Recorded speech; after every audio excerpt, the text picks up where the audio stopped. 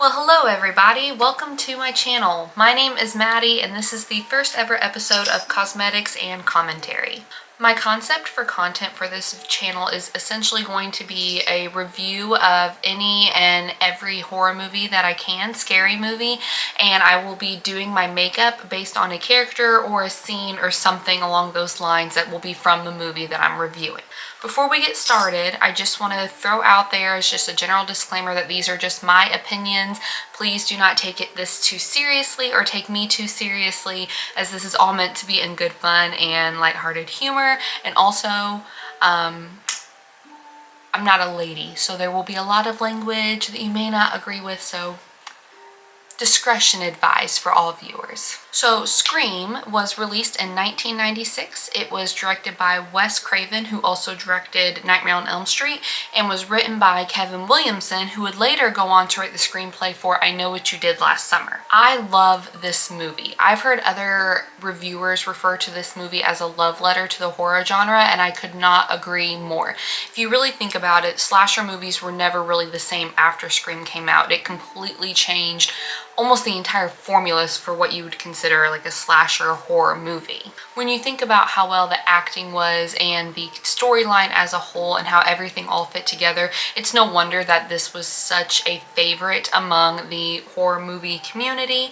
And with that being said, I'm so excited to get started. So let's go ahead and apply some cosmetics and give some commentary. So the movie opens up to a phone ringing, and it's ringing to Casey Becker's house, who we're going to start off with. That's Drew Barrymore, and she was all over the cover art for this movie. Like, she's front and center on the promo picture, which is just funny.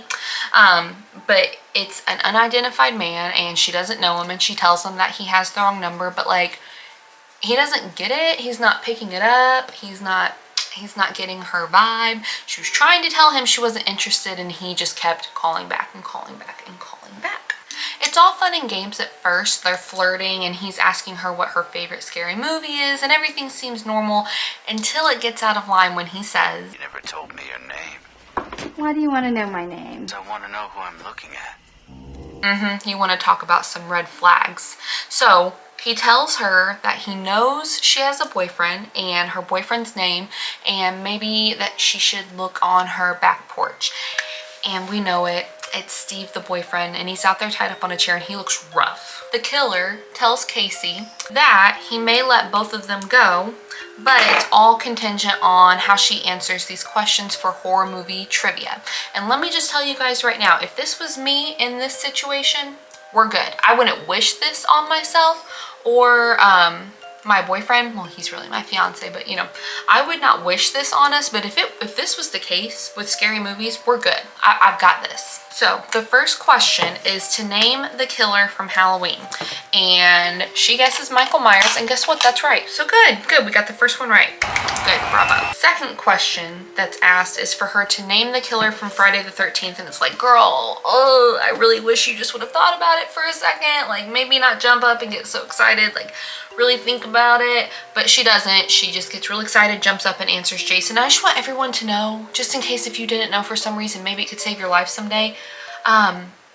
Jason wasn't the killer in the first Friday the 13th. Just so everyone knows and we're all on the same page. So because she got that question wrong, Steve gets got, and yeah, I don't know what else to say about that. It's unfortunate. But the killer does tell her that there is a bonus round, so she could possibly live. Yeah, but poor Steve. Yeah, he's at this point I just kept thinking, like, if this is a game, like if we're playing like trivia, this is a game, just go ahead and take my piece off the board. You know, game over for me. Hit the reset button. I don't want to play anymore. I'm good. But you know, she can't do that. So it turns out the bonus round was bogus, and he just broke into her house through a chair through her door, and this girl manages to get a knife and get outside, and then she just stands there. She doesn't do anything. Like, you're outside of the house, he's inside of the house. And at this point, her little popcorn that was smoking is a full-blown fire. What makes it even worse is that in the distance, she sees a car coming and still doesn't do anything about it. She just stands there. Well, turns out the car that was coming was her parents, so that's a good thing, but she didn't run out there in time, and by the time they get close enough to where she feels comfortable to come out, the killer has a full-on chase with her and gets her right in her neck. So when her parents are close enough to where she could possibly do something, they can't hear her because she can't scream. Did you put her over here today? Just that water. Rain damage. Dude, they look great, don't they? It smells strong. No, I don't think it's send it back.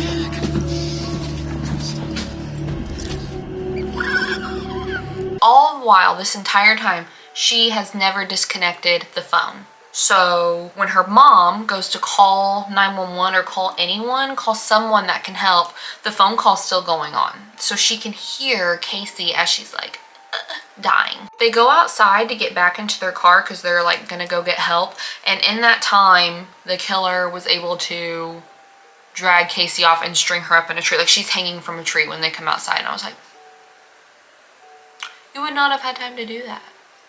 You would not have had time to do that. But either way, she's dead.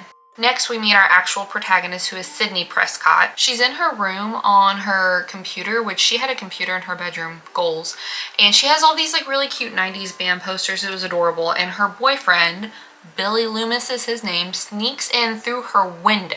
And listen, I'm not condoning that. I'm not saying that's a good thing or whatever, but Billy is, he's everything. He's so handsome. But he does startle her a little bit, and her dad comes in to check on her because he thought he heard her scream, which he did.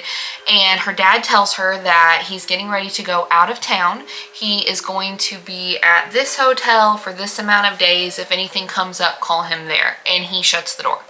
So automatically you're kind of like sus of the dad. Billy comes out of his little hiding spot, basically just tells her that he can't keep it in his pants. And they're gonna have to do something about this soon. And he's just like trying to get her into doing stuff. She doesn't give it to him, but she does show him a little bit of boob. So there you go, compromise. So now it's the next morning at school. I don't know about anyone else, but my high school was not like this. This is in the morning, and there are a bunch of students hanging out in the front in the courtyard, and I was just like, from my recollection, we all got there 10 minutes before we had to be in the building. I don't know, maybe they're all there early because of all the reporters or whatnot, but my high school was not like that. It's here that we meet Tatum Riley, which is Sydney's best friend, ride or die, love Tatum, and Gail Weathers, local reporter. Once they get inside the school, they find out that the school is conducting interviews with pretty much everybody regarding the murders, trying to see if anyone knows anything. Sydney goes into the principal's office with the sheriff, Dewey, which is a deputy and also Tatum's brother, and the Principal Henry. And he is weird. Like, he's weirdly touching her face and just, you know, telling her it'll be all over soon and stuff like that. And I was like, sir, please stay in your bubble. Like, no one asked you to be touching on people like this. Outside of the school, I guess, in between classes, we meet our core group of friends. They're sitting out on this fountain. And again, my high school was nothing like this. I don't know. Maybe this is just, and maybe it's just, I don't know. I don't know. Maybe I just grew up in a lame town, probably. But we meet our core group of friends, and it's Sydney, Tatum, Billy, Tatum's boyfriend Stu, who's like a goofy, you know, whatever, and then Randy, who's kind of like the nerdy movie enthusiast. And they're talking about how the guys got asked different questions in the interrogation than the girls. And then they also talked about the fact that Stu dated Casey. Randy somewhat jokingly asks Stu where he was last night, and Tatum says that she was with him, and Stu says, I didn't kill anybody. Nobody said you did. Thanks, buddy. Sydney had a long day at school, so when she gets home, all she wants to do is chill. Side note, all of the houses in this movie are just goals, like absolute goals. So, because there is a killer on the loose, Sydney and Tatum agree that they are going to spend the night together, since, you know, people are being killed and stuff. And while Sydney is waiting for Tatum, she turns on the TV and she sees a report about her mom and how her mom was killed about a year ago. It's also here that we find out that Sydney put her mother's lover, not her dad, her mother's lover, in jail for the murder. She went up and testified against him and accused him of doing this. She ends up taking a small couch nap, which are the best, and wakes up and it is dark outside and Tatum's still not there. Tatum, do better.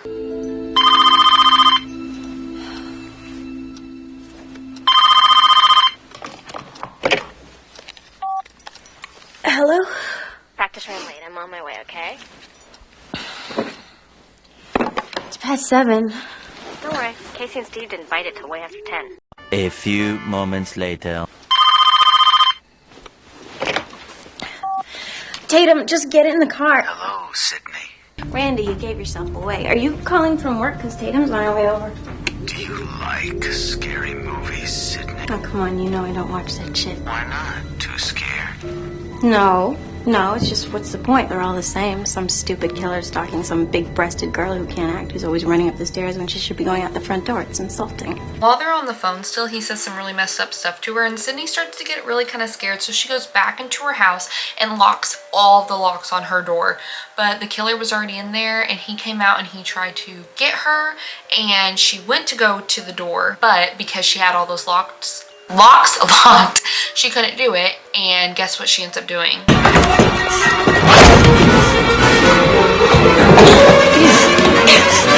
But girl, I thought, never mind. She gets into her room and gets back to her room computer where she's able to dial 911, like IM them basically, on her computer, and I was like, no, I know good and well. No. Trying to say that a computer can IM the police in 1996. Okay. Anyway, Billy comes into the room. He sneaks in through that exact same window that he did before, and he gives Sydney a hug, and all of a sudden his cell phone falls out of his pocket. I know it doesn't seem like a big deal now, but back then, every high schooler did not have a cell phone on them.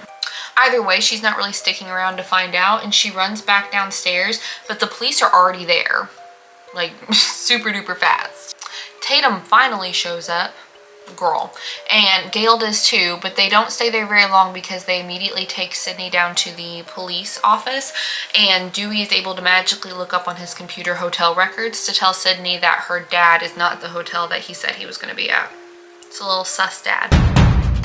The sheriff is interviewing Billy and his dad and basically tells Billy that he's going to pull his phone records to see if he's the one that made the calls to Sydney and Casey. Outside there is a media frenzy going on this police office, but Gail still finds a way to find Sydney, and basically we find out here that Gail is writing a book about Sydney's mom's murder.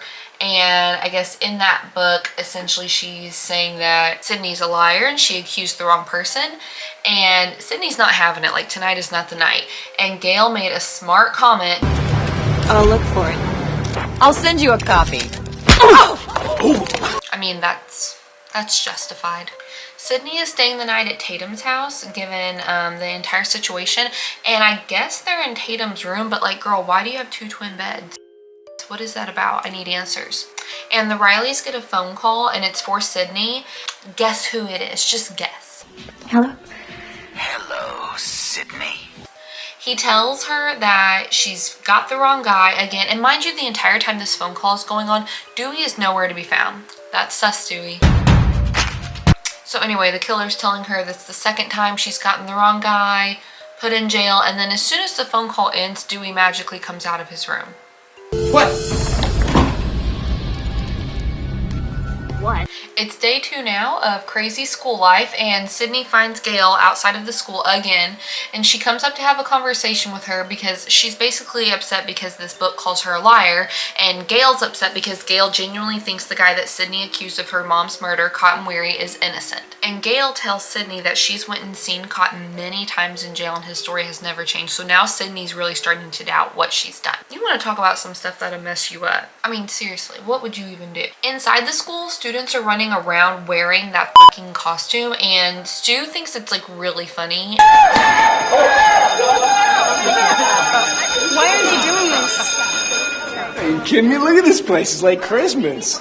Stupidity leak. Easy. Sydney runs into Billy and he tells her that he was cleared and he did not make the phone calls, and so she can just like relax and chill out. Billy is also telling Sydney that she's changed since her mom died, and I was like, what the fuck are you saying, dipshit? Anyway, Sydney's not having any of that. She goes to the bathroom to try to calm down, and while she's in one of the stalls, she overhears these other high school girls talking shit about her and her mom. High school girls are so mean. Like, what the fuck is wrong with you? In his office, the principal has the 2 students that were running around wearing the masks earlier, and his disciplining is questionable. It is not fair. Fairness would be to rip your insides out, hang you from a tree so we can expose you for the heartless, desensitized little shits that you are. Because of all of this insanity that's been going on the past 2 days, classes in the school are temporarily suspended and the town is on a curfew. So naturally, Stu announces that he's going to have a party. And I'm just, where are the parents? Where are the parents in this town? Is everyone gone? Did everyone decide to take a vacation? I don't understand. When the school is essentially empty, the principal has one of the masks that he confiscated from one of the students and does... But there is someone else in there that was not having that because they wanted to play Ding Dong Ditch on his door. He goes out into the hallway to try to catch whoever it was, and it is Wes Craven in the hallway as a cameo playing the school janitor, and his name is Fred, and he is totally dressed up in Freddy Krueger attire. It's great. When the principal makes it back into his office, he is stabbed by the killer, and I'm not saying he deserved it, but I'm saying that God's timing is always right. Randy is getting his hours in at the video store. Before you were able to stream a movie on these streaming platforms, if you wanted to actually go and watch a movie, you'd have to drive to a store, grab it, rent it, and then bring it back later. Randy is working at the video store and Stu is there with him. And let me just say, Stu is high as a kite right now.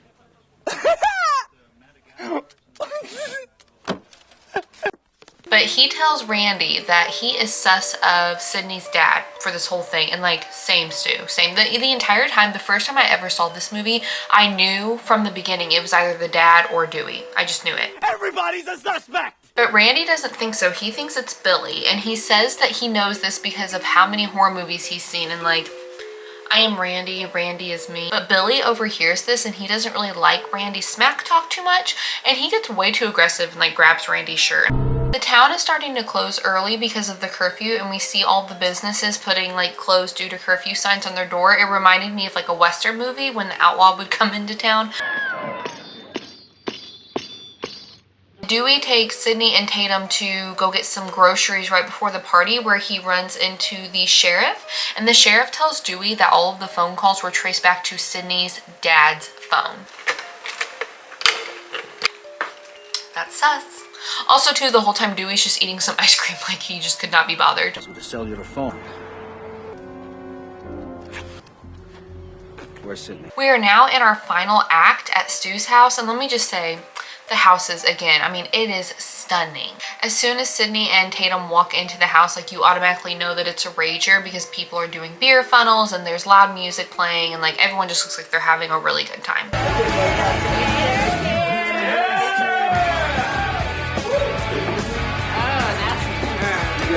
Not far behind them is Gail and cameraman Kenny, and they're just like sitting outside of the party. Like, not weird at all that you guys are just sitting in this van. Dewey's kind of crushing on Gail, so he takes her inside of the house for a little bit to kind of like show off. But he doesn't know that she brought a like hidden camera inside and like she planted it in there. It's successfully hooked up, but it has like a 30-second delay. Oh, shit. What? I got a delay. Tatum does not like seeing Gail there, so she quickly tells Dewey that he needs to get her the fuck out. And then Stu comes up to Tatum and asks her to get him a beer. And she goes, and we all pretty much know what that means. But let me just say, she got a lot of beer. Like, she had both of her hands full, so she was really trying to be like a good friend and make sure everyone had beer. But as she's gathering them all up, the garage door shuts slowly behind her and closes. And a cat jumps out of nowhere and goes out of this doggy door that was in like the big garage door. It scares her and she's like, okay, well, if the door's locked, no one's coming to get me, I'll just go out the garage door. She goes to open it, but then the killer comes up. She thinks it's Brandy, and No, please don't kill me, Mr. Ghostface. I want to be in the sequel. until she realizes it's not, a little too late. But she does fight back. She hits him in the face with like the freezer door, and then she throws every beer bottle she's got at him.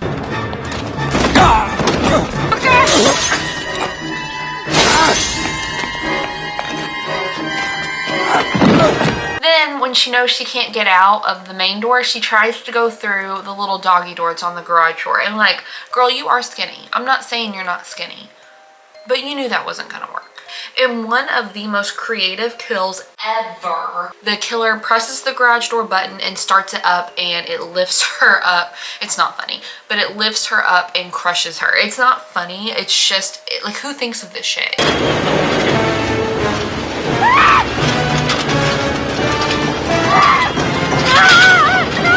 Back inside the house, people start leaving the party, but Billy does show up, and Sydney agrees to go upstairs with him because they need to talk. Randy sees this and he gets bummed because he doesn't realize that he's forever friend-zoned. As if. That's all I'm saying. As if. When Billy and Sydney are upstairs, Billy, I guess he says the right thing. I don't know. She's really vulnerable and feels really alone. And basically, she agrees to give it up. Downstairs, what's left of the party is watching the original Halloween movie. And it's here that Randy gives us the 3 rules that everyone must have in order to successfully survive a horror movie. Rule number 1. You can never have sex. Rule number 2. Never drink or do drugs. Rule number 3. Never, ever, ever, under any circumstances say, I'll be right back. Because you won't be back. I'm getting another beer. You want one? Yeah, sure. I'll be right back. Outside in the van, Gail and her cameraman Kenny are just watching the footage when Dewey comes up and asks her if she wants to go on a walk with him because apparently someone reported a car down the road, and Gail's like, yeah, I'm gonna go. You care to join me? I'd love to. If you're sure it's all right.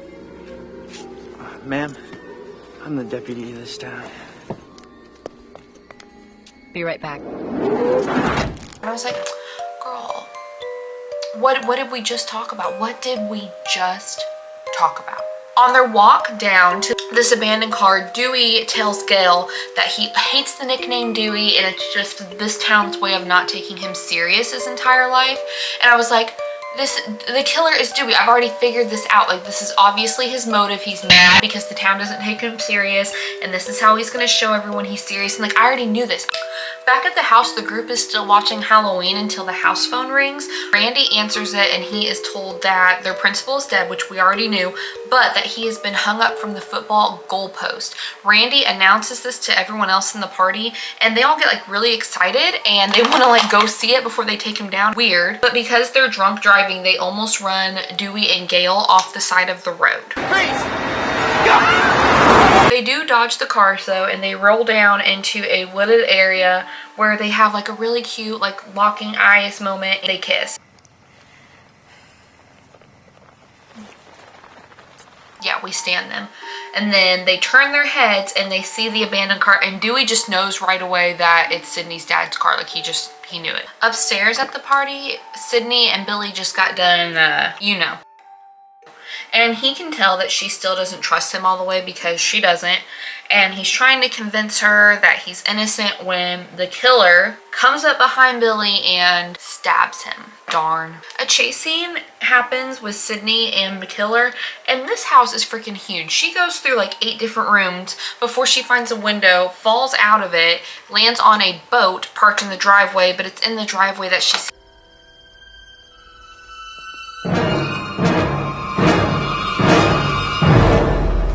So she goes to cameraman Kenny in the news van and tells him that there is a killer in the house, but he's like, no, there's not. I have a camera in here. He checks it, and we see that the killer is coming up right behind Randy. So cameraman Kenny runs out to try to save Randy because he is a good person, but 30-second delay. We forgot about her, and poor cameraman Kenny. Oh, 30-second delay. Gets his throat slit. Sydney climbs out of the back of the van, but she gets stabbed in her leg, so now she's hurt while she's trying to run. Like, she's got a limp now. Meanwhile, Dewey and Gail just got back to the house. Dewey tells Gail to go and call for help, and he's gonna go inside. Halloween is still playing on this damn TV too, by the way. So Dewey is like in there trying to figure out what's going on, and Gail is back at her van trying to call for help, and she realizes that there's blood all over her windshield. And she's trying to drive to get out of there, and as soon as the van starts moving a little bit, she realizes it's Kenny because he's coming up, cameraman Kenny. And because she's so like freaked out and panicked, she's not paying attention, and she almost hits Sydney on the road. She drives the van down and like crashes it.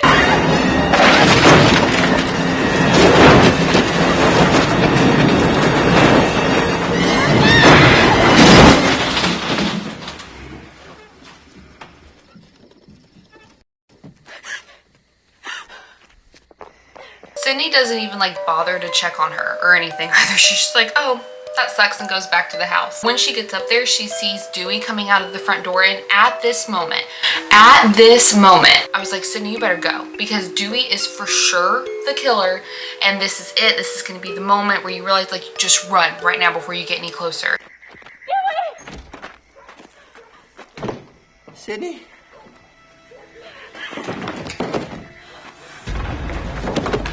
Oh.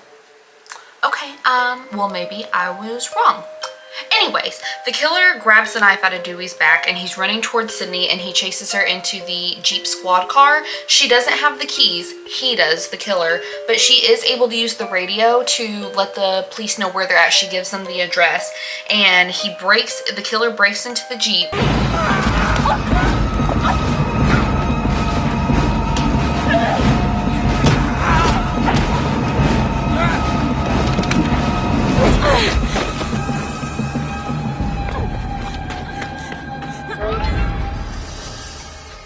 Randy and Stu both come out of nowhere, like nowhere, and start accusing one another of being the killers. Sydney grabs the gun off of Dewey's belt and she says, bye to both of you, and locks them both out. When she gets inside the house, Billy comes out because he's miraculously still alive, and he falls down the stairs. LOL. He gets down to Sydney and he convinces her to give him the gun, and I was like, girl, like, he's pretty much dead, right? Like, what is he about to do with this weapon? I did not understand. Anyway, they decide to let Randy in the house. Randy comes in and he's like, Stu has gone mad, because he fully believes like Stu is the killer now. Billy turns around with the gun and says, We all go a little mad sometimes. No, Billy! he shoots Randy in his shoulder, chest, and Sydney just looks, she is shook, y'all. Corn syrup. Same stuff they use for pig's blood in Carrie. She tries to run away, but she just ends up running into Stu, and he pulls out the voice changer on her. Surprise, Sydney.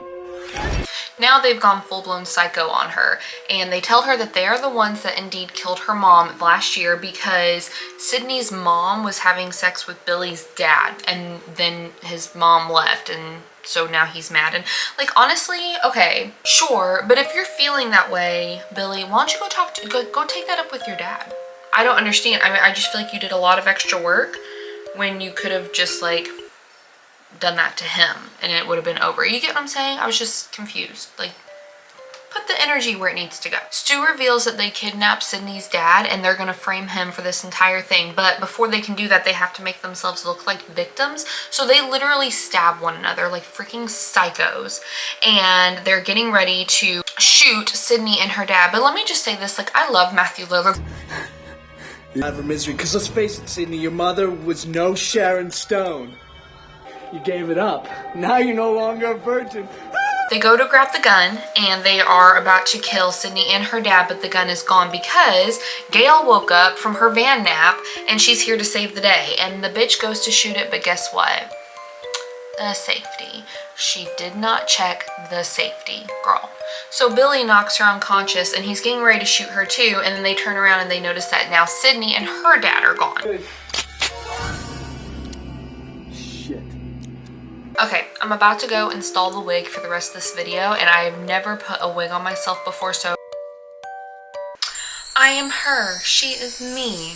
Listen, I told you, don't come for me. So anyway, back to the story. Billy and Stu go back into the house, and the house phone rings. We get fantastic dialogue from Matthew Lillard. Hey, Billy, how you cut me too deep? I think I'm dying here, man.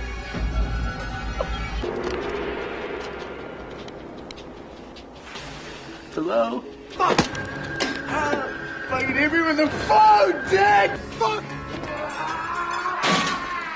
Did you really call the police? You're sorry ass, I My mom and dad are gonna be so mad. Sydney tells them that she has called the police, she has told them everything, and they are on their way. Billy is pissed about this and he starts tearing up these feathered couch cushions like it's his job. And then he goes to look for her in the closet, and as he gets like taken his attention away for a second because Halloween is still playing in this house,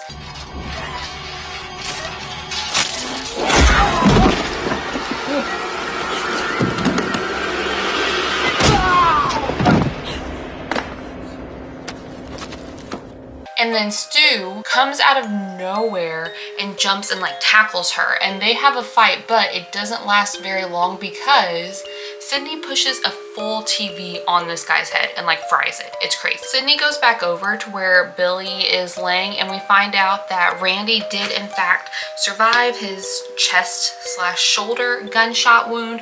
He is still a virgin. Billy wakes up, punches Randy in his face, and then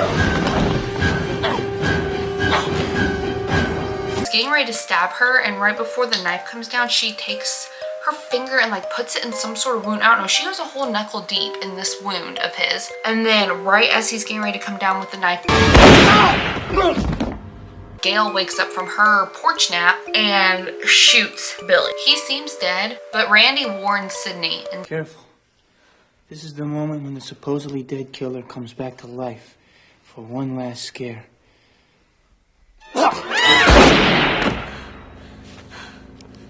Not in my movie. now it's the morning after, and we see that Dewey actually did survive, which is fair considering that I pretty much suspected him the entire time. So he's being carried away on a stretcher. And Gail is with her new cameraman. Really hard to do this while you're applying lipstick. Hang on. And then Gail is getting ready to give her eyewitness report of the entire thing as the camera pans out into the sun. And this music plays, it gives me goosebumps every single time I watch the movie. And that is our commentary, and here is our cosmetic look. I don't really know what we're thinking. Again, the wig, I'm not good as a blonde, so we'll just take that for what it is. But you can definitely, I think you can tell who I'm trying to be. So what did you guys think about this movie? What did you think about this video? Do you have any suggestions on what you think my next movie should be that I review? Please let me know in the comment section. If you enjoyed this video, please give it a thumbs up and share it. I can't tell you how excited I am to do this consistently. I can't wait to see where this goes. But thank you guys so much for watching, and until next time.